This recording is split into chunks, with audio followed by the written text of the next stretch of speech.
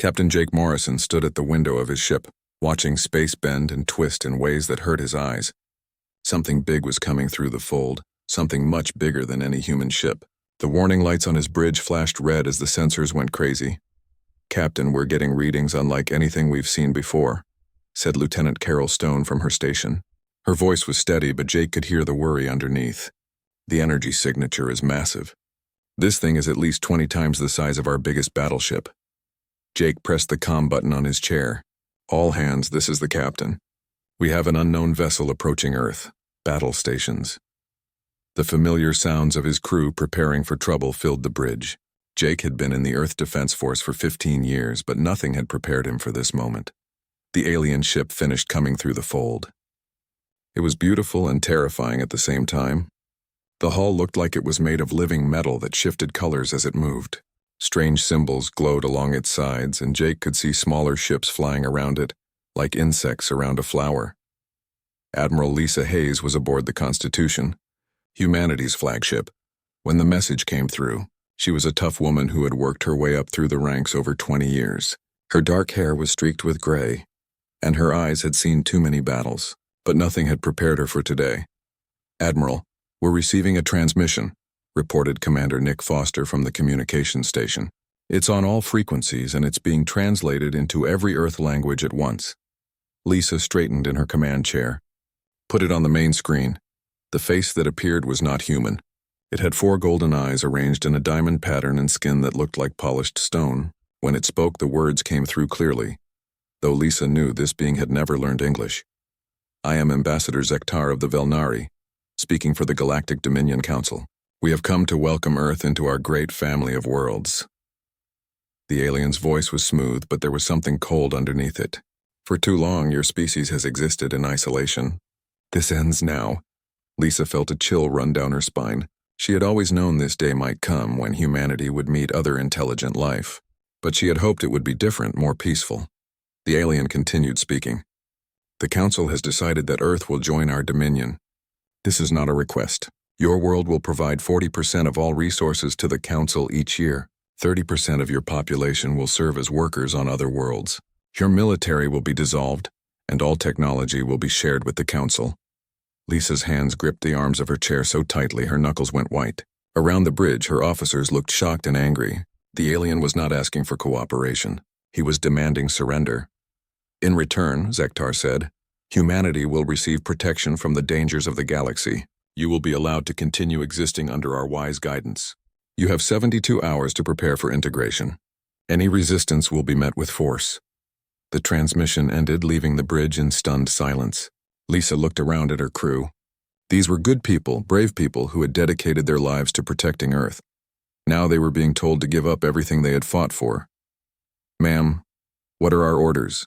asked Commander Foster. Lisa stood up slowly.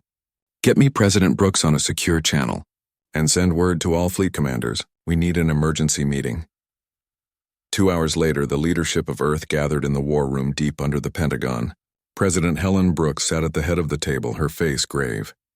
She was a former military officer herself, and understood what they were facing.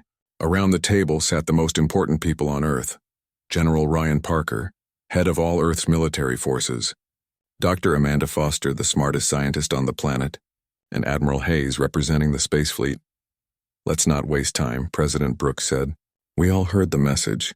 What do we know about these aliens?" Dr. Foster opened a tablet and began reading. "Our deep space telescopes have detected their ships before, but always at the edge of our sensor range. From what we can tell, they have technology far beyond ours. Their ships use some kind of space-folding drive that lets them travel across the galaxy in days." General Parker leaned forward. "What about their military strength?" "Unknown, but probably overwhelming," Dr. Foster replied.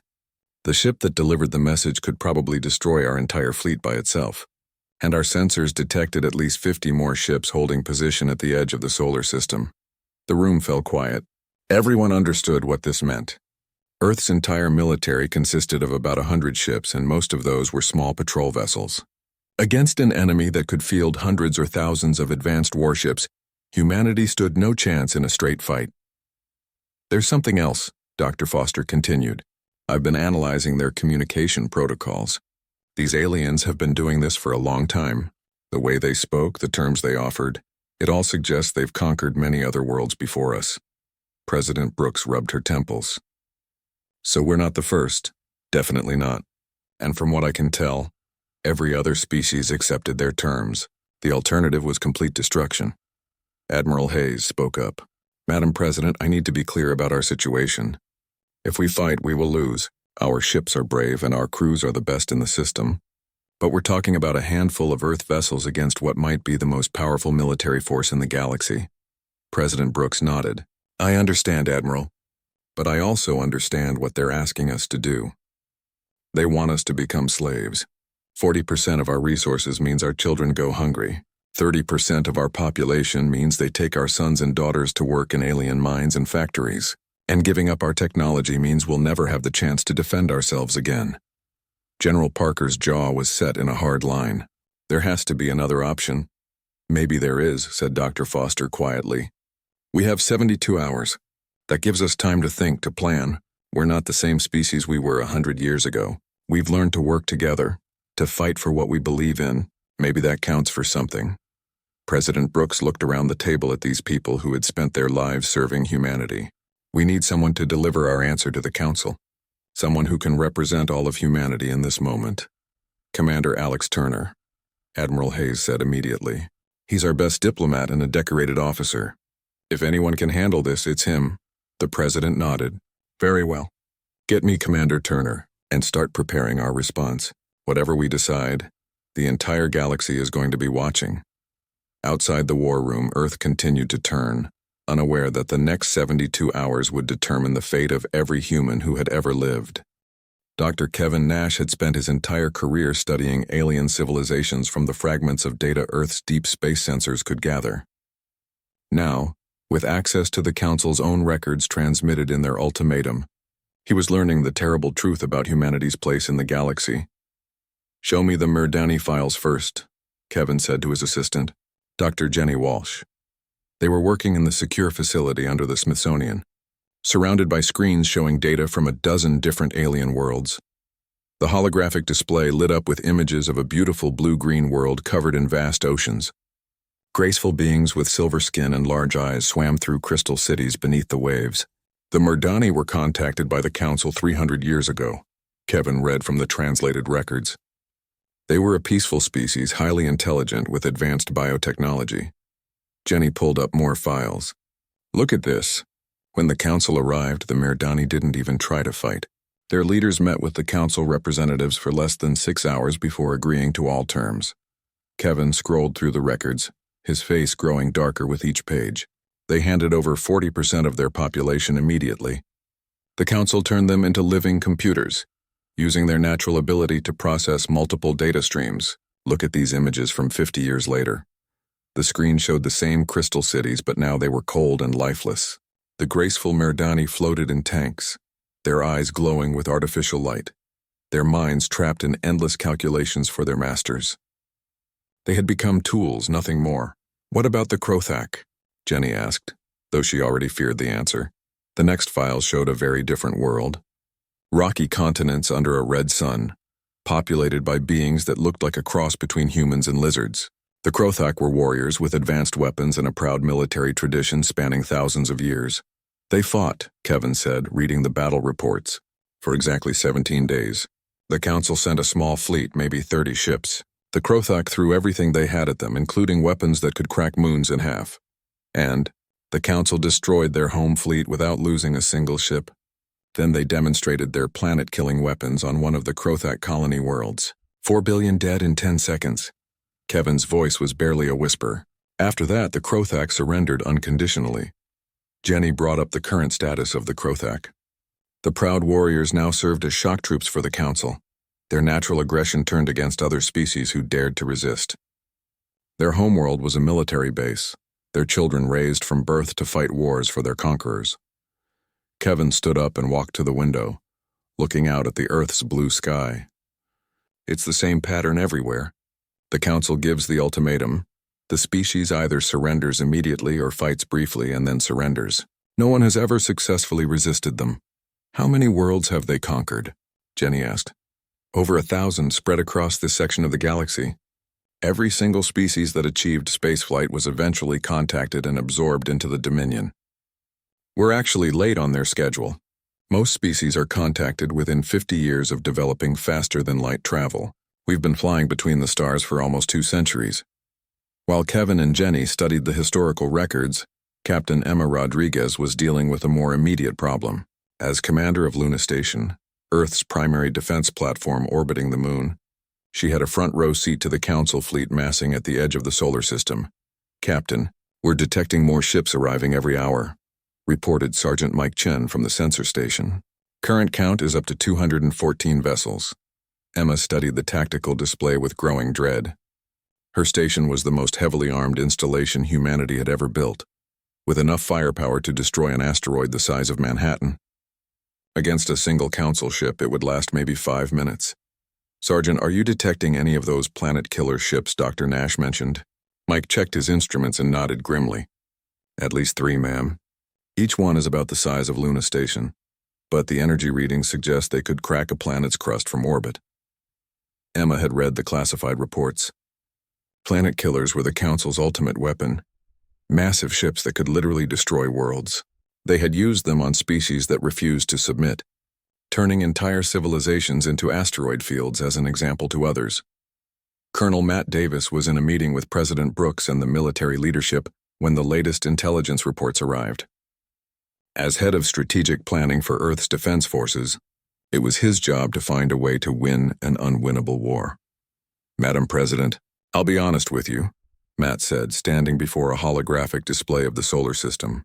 "From a purely military standpoint, we have no chance of victory in conventional warfare. The Council has more ships, better weapons, and technology we can barely understand." President Brooks nodded. "What about unconventional warfare? That's our only hope. Guerrilla tactics, hit-and-run attacks, turning our knowledge of the solar system into an advantage. We know every asteroid, every moon, every gas giant in this system. They don't." General Parker leaned forward. "What about our secret projects? The ones that have been hidden from the public?" Matt smiled for the first time in days.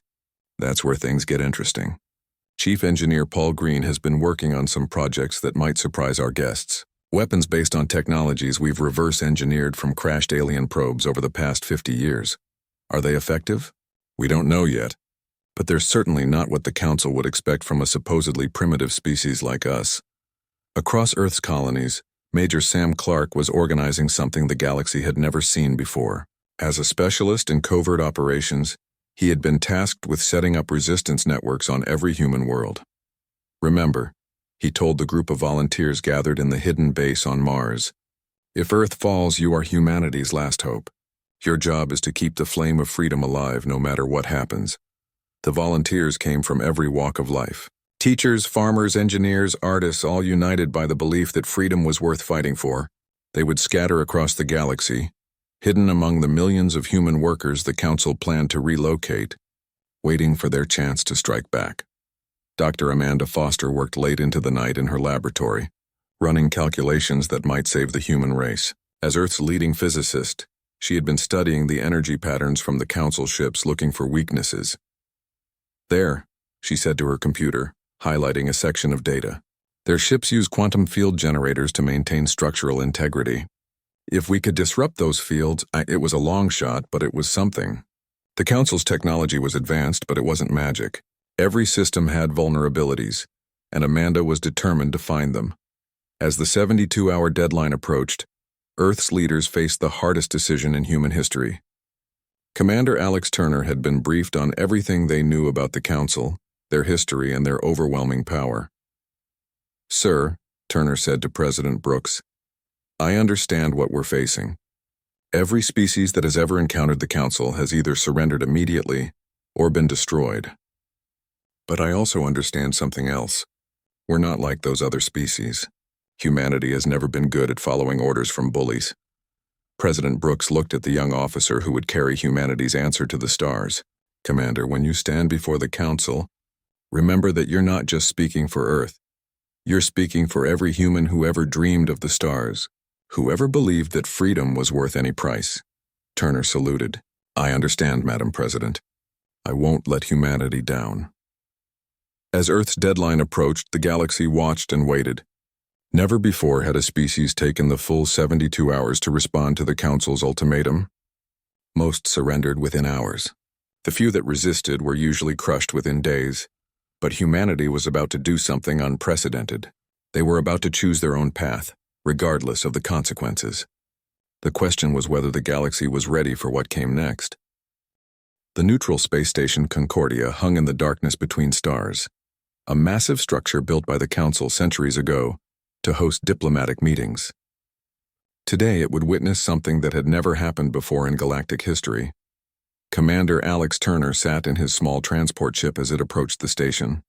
Through the viewport he could see hundreds of other vessels docked to Concordia's many arms, ships from across the galaxy, representing species he had only read about in classified files. They had all come to watch humanity surrender. "Commander," said his pilot, Lieutenant Dan Miller, "we're receiving docking instructions from the station." "Bay 77, Turner nodded, his mouth dry. In a few hours he would stand before representatives from 1,000 worlds and deliver humanity's answer. The weight of every human life rested on his shoulders. The docking bay was enormous, easily large enough to hold a dozen Earth battleships. As Turner's small transport settled onto the landing pad, he could see the other ships around him. Sleek vessels that seemed to be grown rather than built, geometric craft that hurt to look at directly, and ships that appeared to be made of pure energy held in some kind of force field. "Sir," Lieutenant Miller said quietly, "are you sure about this?" Turner stood up and straightened his uniform. It was a simple Earth Defense Force dress uniform, dark blue with silver trim, no decorations except his pilot's wings and the small Earth flag on his shoulder. He had refused the ceremonial robes that most species wore when surrendering to the Council. "Dan, I've never been more sure of anything in my life." The walk from the docking bay to the main assembly hall took 20 minutes. Turner passed through corridors filled with beings that defied description. Some walked on legs, others floated, and a few seemed to exist partially in dimensions he couldn't perceive. All of them stared at him as he passed. The assembly hall was a vast sphere, with seating arranged in concentric circles rising toward the ceiling. At the center was a raised platform where the Council members sat. Turner estimated there were at least 10,000 beings in the hall, representing every major species in the Dominion. As he entered, a hush fell over the crowd. Turner could feel thousands of eyes watching him, studying him. Many of these beings had been in this same position once, standing before the Council to accept their fate. None of them had walked in wearing their own military uniform. Council Prime Zektar sat on a throne made of what looked like crystallized starlight. His 4 golden eyes fixed on Turner as the human walked toward the center of the hall. Around him, the other council members watched with the patient expressions of those who had done this many times before. "Human representative," Zektar's voice echoed through the hall without any visible amplification system. "You come before the Council to accept integration into our dominion. This is wise. Your species will benefit greatly from our guidance." Turner walked to the center of the platform and stopped. He made no move to kneel, as was traditional. Instead, he stood at attention like a soldier reporting for duty. In the crowd, alien diplomats whispered among themselves. This was not how the ceremony usually went. Surrendering species typically approached on their knees, wearing robes of submission, often weeping with the knowledge of their defeat. "Before we proceed," Zektar continued, "perhaps you would like to address the assembly. Many species find it helpful to explain why they have chosen the path of wisdom over the path of destruction." Turner looked around the vast hall, thousands of beings from hundreds of worlds, all waiting to see another proud species humble itself before the Council's might. He thought about Earth 3 light-years away, where billions of humans waited to learn their fate. "I would like to say something," Turner said, his voice carrying clearly through the hall's acoustics. Zektar gestured graciously. "Please speak. Tell the assembly why humanity has chosen to join our great family." Turner took a deep breath. On Earth, Admiral Hayes was watching through a quantum communication link, along with President Brooks and the entire military command. Across human space, every man, woman, and child waited to hear what their representative would say. "Members of the Council, representatives of the galaxy," Turner began, his voice steady and clear. 3 days ago, you came to our world with an ultimatum. You demanded that we surrender our freedom, our resources, and our children, You told us this was not a request but a command. The hall was completely silent now. Even the alien whispers had stopped. You told us that every other species in the galaxy had accepted these terms. You showed us records of civilizations that chose submission over destruction. You made it clear that resistance was futile, that your power was absolute. Zektar nodded approvingly. This sounded like the beginning of a surrender speech. You gave us 72 hours to prepare for what you called integration. In those 72 hours we learned about your history, your methods, your victories. We studied the fate of every species that has stood where I stand now. Turner paused, looking directly at Zektar. The Council Prime's 4 eyes showed the beginning of impatience. This speech was longer than most, and he was eager to get on with the ceremony. We learned that the Merdani, a peaceful and intelligent species, became living computers for your empire. We learned that the Krothak, mighty warriors with a proud tradition, became your attack dogs used to terrorize other worlds into submission. We learned that 1,000 civilizations chose slavery over death. The crowd began to stir. This was not the usual surrender speech. Turner's words carried an edge that made some of the alien delegates uncomfortable. We learned all of this, and then we made our choice.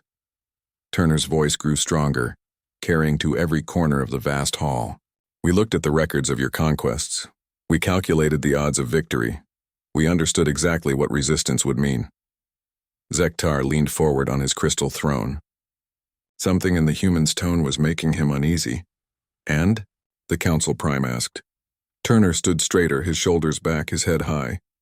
In that moment, he looked exactly like what he was, a soldier representing his people, unbroken and unafraid. We saw what happened to every species that accepted your terms. We saw what you do to civilizations that surrender. We saw the fate that awaits our children and our children's children if we bend the knee today. The hall was so quiet that Turner could hear his own heartbeat. We saw all of this, and we realized something important. You give species a choice between slavery and death, and you call the choice of slavery wisdom.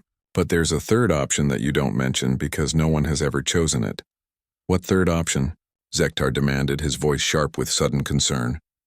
Turner smiled, and for the first time since entering the hall he looked truly confident. The option to remain free regardless of the cost. The option to fight for what we believe in, even against impossible odds. The option to show our children that some things are more important than survival. Murmurs rippled through the crowd. Some of the alien delegates were shifting uncomfortably in their seats. A few were staring at Turner with something that looked almost like hope. Human, Zektar said, rising from his throne. You speak of resistance. Do you understand what that means? Do you comprehend the forces arrayed against your tiny world? I understand perfectly, Turner replied. I understand that you can destroy our fleet, our cities, our entire world if you choose. I understand that we are outnumbered, outgunned, and facing technology beyond our current comprehension. Then why do you speak of fighting? Why choose certain destruction over peaceful integration? Turner looked around the hall one more time, at all the species that had chosen differently, that had traded their freedom for the promise of survival. When he spoke, his words carried across the galaxy, because someone has to be first. The hall erupted. Alien delegates were on their feet, some shouting in languages that the translation systems couldn't keep up with. In the distance, Turner could see beings that looked like they were crying, though he wasn't sure if it was from sorrow or something else. Zektar raised one of his 4 arms, and the hall fell silent again. When he spoke, his voice was cold with barely controlled rage. Human representative, I will ask you once more formally, before this assembly, the Galactic Dominion Council has offered your species integration into our empire. We have shown you the fate of those who resist. We have demonstrated our power and our mercy. What is your species' final answer? Turner stood alone on the platform, surrounded by 1,000 alien species facing the most powerful empire in the galaxy. He thought of Earth, of the blue skies and green forests, of children playing in parks and lovers walking hand in hand. He thought of Admiral Hayes and President Brooks, of all the brave men and women who had chosen to stand with him in this moment. He thought of the Merdani floating in their tanks, their minds enslaved. He thought of the Krothak forced to fight wars for their conquerors. He thought of 1,000 dead civilizations that had chosen survival over freedom. And then Alexander Turner, speaking for all of humanity, gave the answer that would change the galaxy forever. No. The word hung in the vast assembly hall like a physical thing, For a moment that seemed to last forever, absolute silence filled the space between the stars. Translation systems across the galaxy stuttered, processing a response they had never encountered before. Commander Turner stood perfectly still on the platform, his simple human uniform a stark contrast to the ornate decorations surrounding him. The single syllable echoed in the minds of 10,000 beings who had forgotten that such a word could be spoken to the Council. Council. Prime Zektar's 4 golden eyes widened in disbelief. In over 1,000 conquests across centuries of expansion, no species had ever given that answer. His mouth opened and closed several times before he could find his voice. "Explain this word, human," Zektar said, his voice cracking with shock and growing anger. Turner looked directly at the Council Prime, his voice calm and steady. "It means we decline your offer. It means we choose our own path. It means humanity will remain free regardless of the cost." The hall exploded into chaos. Alien delegates leaped to their feet, some shouting in languages that caused the air itself to vibrate. Others sat in stunned silence, staring at the human as if he had just declared war on physics itself. In the far sections of the hall, Turner could see beings that looked like they were weeping. Though whether from fear or something else, he couldn't tell. Near the back of the assembly, a delegation of tall, blue-skinned beings called the Zerani sat frozen. Their leader, Ambassador Keth, had not heard the word no directed at the Council in his 300-year lifetime. His people had been among the first to surrender, choosing integration over destruction when the Council arrived at their world centuries ago. "Did he really say what I think he said?"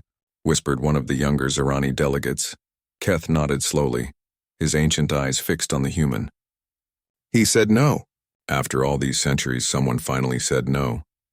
In another section, the reptilian Skari delegation hissed among themselves. Their species had been warriors once, before the Council broke their will with demonstrations of overwhelming force. Now they served as miners and laborers, their proud military tradition crushed under the weight of submission. "This human is insane," hissed Commander Vrex. "Does he not understand what the Council will do to his world?" But even as he spoke, Vrex felt something stirring in his chest, something he had not felt in 50 years. It took him a moment to recognize it. Hope. On Earth, Admiral Hayes watched the transmission from the bridge of the Constitution. Around her, the bridge crew sat in perfect silence as they absorbed what their commander had just done. Turner had not just refused the Council's terms. He had done it publicly in front of the entire galaxy, with a simple word that carried the weight of human defiance. "Ma'am," said Commander Foster quietly, "what are your orders?" Hayes stood up, her decision made. "Send a fleet-wide transmission. All ships are to prepare for battle. The human race has chosen its path." President Brooks watched from the Situation Room deep beneath the Pentagon. Around the table sat the military leaders who had spent the last 3 days preparing for this moment. They had all known it might come to this, but seeing it happen was something else entirely. "General Parker," President Brooks said, "initiate Protocol 7. Get our children to safety." The general nodded and began issuing orders. Across human space, evacuation ships lifted off from a dozen worlds, carrying Earth's youngest generation to hidden colonies beyond the reach of Council sensors. If humanity was to fall, some part of their legacy would survive. Back in the assembly hall, Council Prime Zektar had regained his composure, though his 4 eyes blazed with fury. He raised one arm and the massive hall fell silent again. When he spoke, his voice carried the authority of an empire that had never known defeat. "Human, you have given an answer that has not been heard in this hall for over a millennium. Perhaps you do not understand the consequences of your words." Turner never moved from his position at attention. "I understand perfectly, Council Prime. You will now attempt to destroy my species as an example to others. You will use your superior technology and overwhelming numbers to crush our resistance. You will turn our world into a lesson about the price of defiance." "Then why?" Zektar demanded. "Why choose certain death over life as part of our dominion?" Turner's answer rang out across the hall, carried by quantum transmitters to every corner of the galaxy. "Because slavery is not life. Because our children deserve to be free even if we cannot give them safety. Because someone has to be the first to say that your empire ends here." In the crowd, something unprecedented began to happen. Delegates from conquered worlds were looking at each other with expressions that had been forgotten for generations. The word no was spreading through the hall like a virus, whispered in 100 different languages. A young Murdani in the aquatic section of the hall pressed her face against the transparent aluminum of her water tank. Her people had been the Council's living computers for 3 centuries, their brilliant minds enslaved to process data for their masters. But as she watched the humans stand defiant before the Council, she remembered stories her grandmother had told her about the time before, when her people had swum free through crystal cities beneath their ocean world. No, she whispered in the ancient Merdani language, the word bubbling through the water of her tank. It was the first act of rebellion her species had shown in 300 years. The Krothak section was in turmoil. These proud warriors had become the Council's attack dogs. Their natural aggression turned against other species who dared to resist. But now, as they watched a lone human face down the entire Dominion, they remembered what it felt like to fight for something they believed in, rather than simply following orders. Commander Grex, leader of the Krothak delegation, stood up slowly. His scarred face bore the marks of a dozen battles fought in service to the Council, but as he looked at Turner, he remembered battles fought long ago for his own people, for their freedom and their honor. "The human speaks truth," Grex said, his voice carrying across the hall. "There are worse things than death." Council Prime Zektar turned his fury on the Krothak. "Sit down, warrior. You forget your place," but Grex remained standing. For the first time in 50 years, he was remembering his place. He was Krothak. His ancestors had fought and died for their freedom. What had he become? The rebellion was spreading. In sections across the hall, delegates from conquered worlds were standing up, their eyes fixed on the human who had shown them that resistance was possible. Species that had forgotten the taste of freedom were remembering who they used to be. Turner could see what was happening, and he understood. His simple word had done more than reject the Council's ultimatum. It had reminded an entire galaxy that tyranny only existed with the consent of the governed. "You see what you have done, human?" Zektar snarled. "You have doomed not only your own species but others as well. Their rebellion will be crushed and their punishment will be severe." Turner smiled, the first time he had shown any emotion since entering the hall. "No, Council Prime, I haven't doomed anyone. I've reminded them that they have a choice." The chaos in the hall was growing by the minute. Security forces were moving through the crowd, trying to restore order, but the damage was done.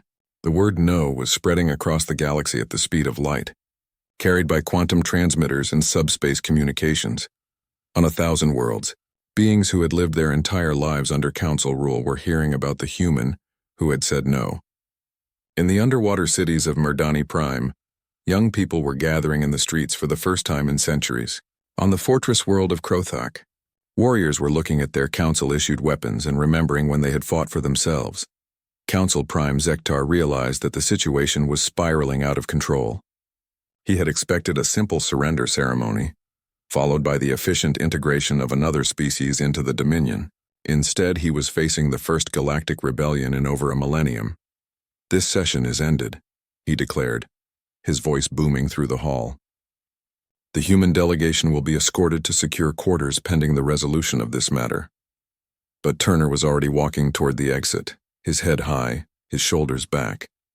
He had delivered humanity's answer, and now it was time to face the consequences. As he reached the door of the assembly hall, he turned back one more time to look at the chaos he had unleashed. Thousands of beings from hundreds of worlds were on their feet, many of them shouting the word no in their own languages. The sound was beautiful and terrible at the same time. Turner had come to Concordia as humanity's representative. He was leaving as something else entirely. He was the spark that would ignite a galactic war, the voice that had reminded the universe that freedom was worth fighting for. The Council had ruled for over 1,000 years through fear and overwhelming force. But they had made one critical mistake. They had forgotten that empires built on oppression always carry the seeds of their own destruction. And sometimes all it takes is one voice saying no to plant those seeds. The word no traveled faster than the Council's warships. Within hours of Commander Turner's defiant declaration, quantum communication networks across the galaxy were buzzing with news of humanity's response. On 1,000 worlds, species that had forgotten the meaning of rebellion began to remember their own histories of freedom. On Merdani Prime, the underwater cities that had been silent for 3 centuries suddenly came alive with activity. Young Murdani, who had never known anything but servitude, gathered in the crystal amphitheaters, sharing stories their grandparents had whispered in secret about the time before the council arrived. Naya, a young Murdani who worked as a biological processor in the main data center, swam through the corridors with news of the humans' defiance. Her silver skin rippled with patterns of excitement that had been forbidden for generations. The human said no, she told everyone she met. He looked at the council prime and said no. Her supervisor, an older Murdani named Kale, tried to stop her. Quiet, child. Such talk will bring punishment. We must accept our place. But Naya's words had already spread. In the depths of the oceanic cities, Murdani were abandoning their workstations for the first time in living memory. The great data networks that processed information for the council began to slow, then fail, as their living components chose freedom over function. Across the galaxy on Krothak, the fortress world of the warrior species, the news had an even more dramatic effect. Commander Grex returned from the Concordia assembly with fire in his eyes and revolution in his heart. He found his fellow warriors in the training grounds, preparing for another deployment to crush resistance on some distant world. These proud beings had become the Council's attack dogs. Their natural aggression turned against anyone who dared oppose the Dominion. Brothers, Grex called out, his voice echoing across the redstone courtyards. I have seen something today that changes everything. A species has chosen honor over survival, freedom over safety. The Krothak warriors gathered around their commander, their reptilian faces showing curiosity. They had served the Council for 50 years, but they had never forgotten that they were warriors born, not servants by choice. The humans have said no to the Council, Grex announced. One small species facing the entire Dominion has chosen to fight rather than surrender. A younger warrior named Thek stepped forward. What does this mean for us, Commander? Grex looked at the weapons in their hands, the Council symbols on their armor, the chains of service that bound them to their conquerors. It means we remember who we are. We are Krothak. We bow to no one. The rebellion began with small acts of defiance. On Murdani Prime, workers stopped reporting to their processing centers. On Krothak, warriors began removing Council symbols from their armor. Across dozens of worlds, species that had been crushed under the weight of the Dominion began to lift their heads. But the Council was not defenseless against rebellion. Within hours of the unrest beginning, their response fleets were already in motion. The same overwhelming force that had crushed resistance for a millennium was being deployed again. Admiral Hayes watched the tactical display on the bridge of the Constitution as Council ships moved toward Earth. Her fleet of 50 vessels faced an armada of over 300, including the dreaded planet-killer ships that could crack worlds in half. All ships. This is the Admiral, she broadcast to the human fleet. Today we face impossible odds. Today we fight an enemy with superior numbers and technology. Today we do what humanity has always done when faced with tyranny. We stand and fight. Captain Emma Rodriguez had turned Luna Station into a fortress. The massive orbital platform bristled with weapons that had been hidden from Council sensors, technologies reverse-engineered from alien wreckage over decades of secret research. Captain, reported Sergeant Chen, the first wave of Council ships is entering the outer system. 20 vessels, including a planet killer. Emma nodded grimly. Activate the Luna defense grid. Let's show them what humans can do when they're fighting for their home. The first battle began at the edge of the solar system. Human ships, outnumbered 6-1, employed tactics that no species had ever used against the Council. Instead of meeting the alien fleet in open battle, they struck from the asteroid belt, using the rocky debris as cover.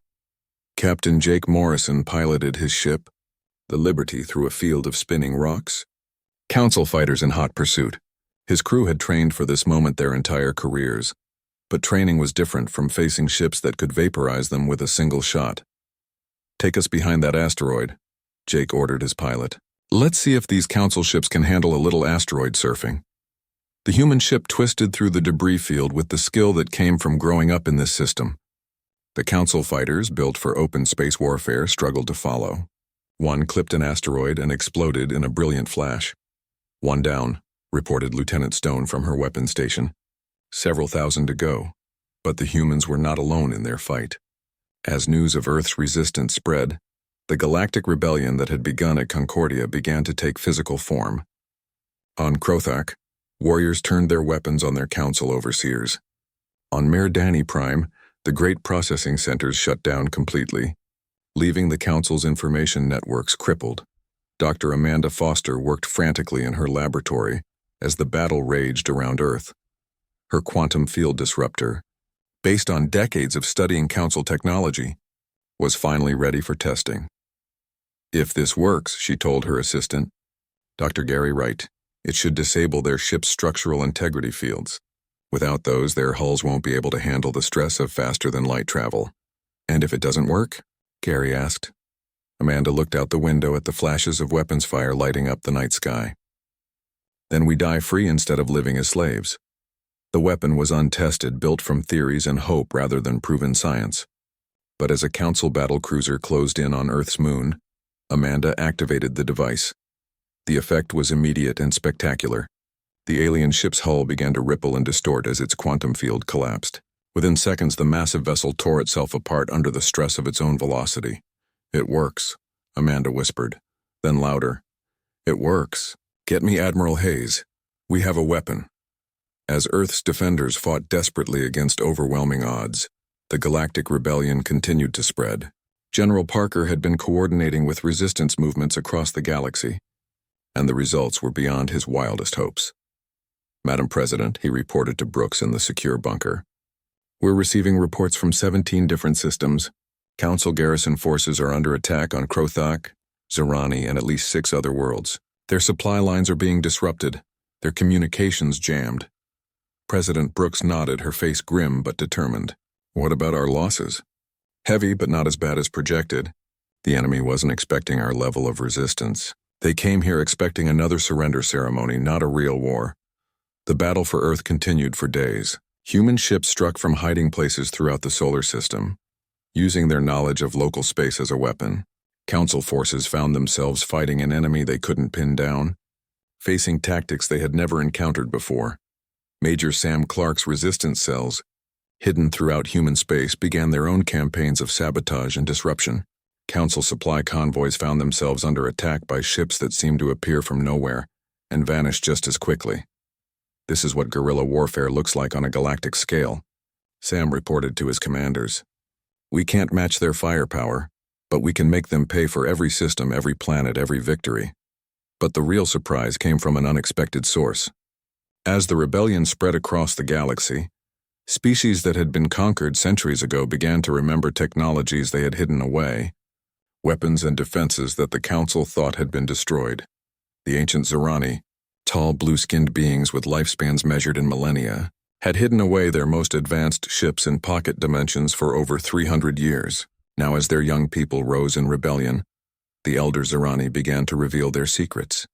"We kept the old ways alive," Elder Theron told the Zerani resistance leaders.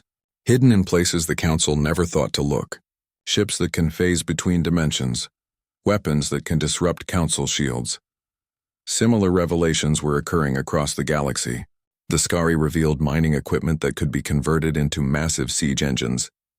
The aquatic Yulnari had hidden submarine cities beneath their ice-covered oceans, complete with shipyards that had been secretly building vessels for generations.